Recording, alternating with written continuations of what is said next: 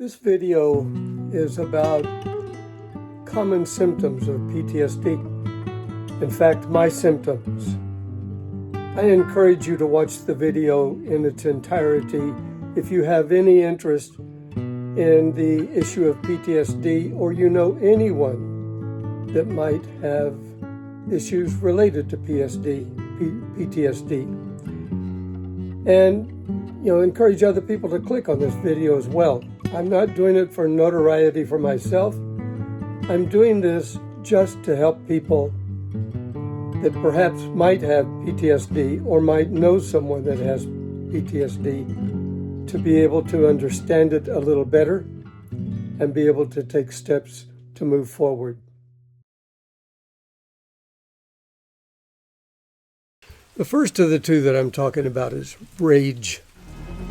R-A-G-E, capital letters, rage. Defined as an intense, explosive emotion, often involving a loss of rational thought and control. Let me give you my story, my symptom of rage. I'm out of the Army and I'm back at college to finish my undergraduate degree. I no longer am in the environment of hospital work. My substitution for work at the hospital has now become my studies. Read, work at the lab, bicycle, teach gymnastics, and then repeat the routine, read, etc. That routine, like when working intense schedules at the hospital, barely allowed me enough time to invest with a wife and a child.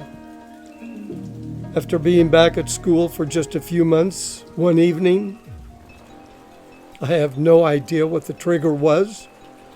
I became angry, irate. No, these words do not describe this situation. I felt rage. I instantly stood up from my position at the end of the dining table and my butt knocked over the chair that I had been sitting in. I grabbed the chair in the middle of the table and I hurled it off to the side. My wife was standing next to the kitchen sink, not more than 3 steps away. Like an angry, out-of-control bull, I was completely, aggressively racing towards her. Vividly to this day, I remember arriving in front of her and slapping her. And to this day, I have no memory of what caused such rage, nor do I remember what happened afterwards. Rage, leading to more guilt, leading to shame. And now I had a wife that had just experienced an event that she didn't understand and from which she would never recover.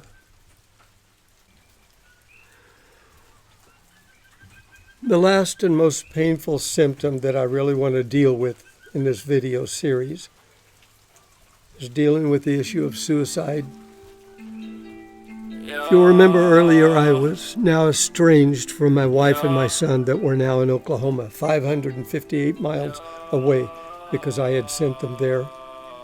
I was a struggling graduate student at the University of South Dakota. I couldn't concentrate, and I had a girlfriend. One night at the farmhouse where I was living, the young lady and I had a disagreement. I went to a closet where I had a shotgun and shells. I picked up the shotgun, I loaded one shell into the chamber, and I started walking through the kitchen where the young lady was. She asked me where I was going, and my stupid yet significant response was, "I'm going to get some up." In my mind, I knew what the statement meant. I had had enough. I could not handle my inadequacies anymore, and suicide had been an option in my mind for quite some time. Driving at high rates of speed, 80, 85 miles an hour, thinking, do I want to crash into that tree? Do I want to go off of that embankment? Do I want to roll this car over? I had had enough. After all, who had I become? Why was I such a bad husband and father and son and overall person? At this point, I saw no other option. The decision had been made. The plan was clear. I had ran the scenario over and over in my mind multiple times.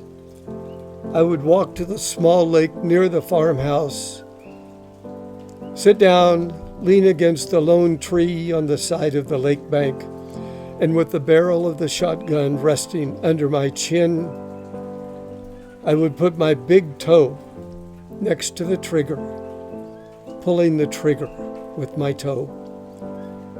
My desperate attempt to find some up. The poor young girl, in shock, grabbed my arm and refused to let me go.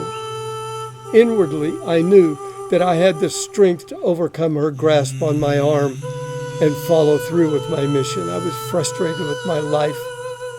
I swung my free arm and smashed my hand through the storm door window, standing with a bleeding hand, holding a shotgun, dazed and desperate. Oh, I knew I did not want to die. 2 days later, I went to the psychologist. This is a trigger for me,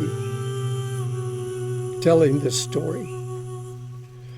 I went to the psychologist at the University of South Dakota. He asked me a few questions, listened to some of my story, and concluded by saying, "I think you're going to be okay." Bullshit. It was 1973, and it would be 7 more years before PTSD would become a diagnostic condition recognized by the Veterans Administration.